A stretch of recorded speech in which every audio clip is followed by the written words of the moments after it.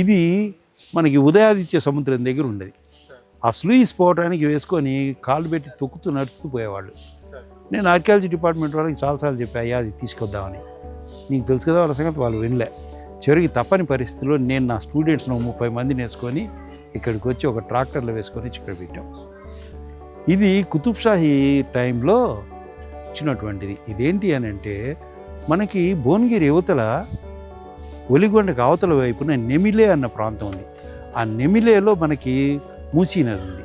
ఆ నెమిలే దగ్గర మూసీ మీద ఉన్నటువంటి ప్రాజెక్ట్ కత్వా కిలమైపోతే నేను నా సొంత డబ్బులతో దాన్ని నిర్మించాను. ఆ కత్వాలో నీళ్లు అక్కడి నుంచి బయలుదేరి, మూసీ నది దగ్గర నుంచి బయలుదేరి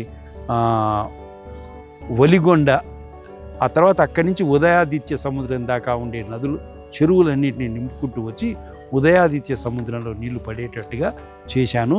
ఇక్కడ కూడా వాటర్ ఓవర్ఫ్లో అయిందనుకోండి, ఈ వాటరు కృష్ణ దగ్గరికి పోయేటట్టు, కృష్ణ అనేది ఎక్కడుందంటే ఈ దారిలో మనకి వాడపల్లి దగ్గర ఉంది.